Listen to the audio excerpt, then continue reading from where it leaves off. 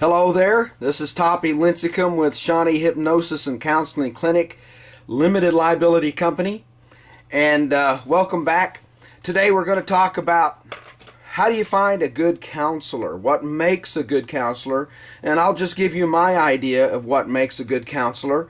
I think, of course, one of the first things is just the basics. Whenever you're looking for a good counselor, you want to make sure that they've got the basic certifications and the right education behind things.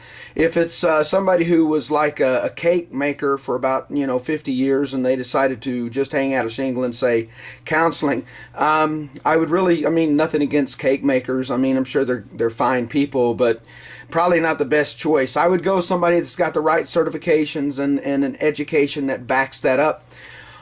Experience is also another area that you need to look at. I would say about 5+ years of experience is a pretty good rule of thumb.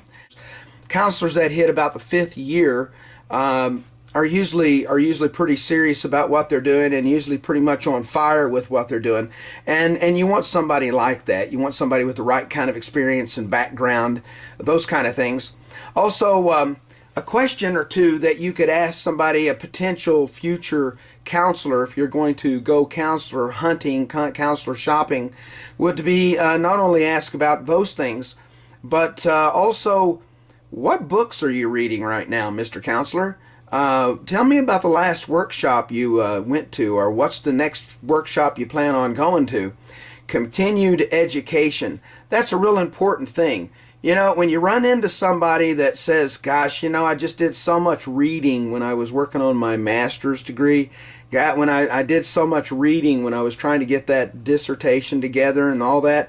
I just got burned out on it. I just don't do that anymore. But I'm just going off of what I learned about 20 years ago.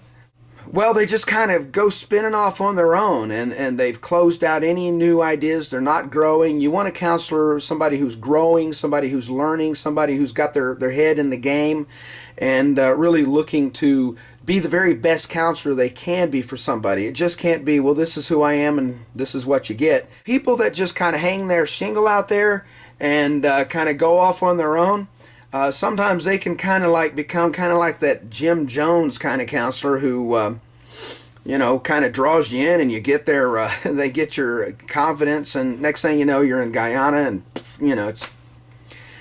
Be real careful about that, and just look out for people who got into counseling just so they could be an authority. That's something that I think is important to look at. Also, the fit. How well do you fit personally with this counselor? How well do you guys, mesh? How well do you get together? It's going to be natural. It's going to be normal in the beginning of counseling with somebody that you've only known for 45 minutes or something like that, to be nervous. But how well does this person set those nerves at ease, help you feel more comfortable and ready to tell your life story to? I think to find a counselor who has the guts to say, gosh, am I doing you some good? It's good to know a typical counseling style. Some people are into the free association, analytic kind of Sigmund Freud kind of thing that goes on for years and years and years. I'm really not into that. I like to help people get things together, get things back to where they need to be, and get going. I like sending people on. And so I would say that I'm sort of a mid to short-term counselor. There are some cases where long-term is needed in the case of very severe mental illness, schizophrenia, things like that.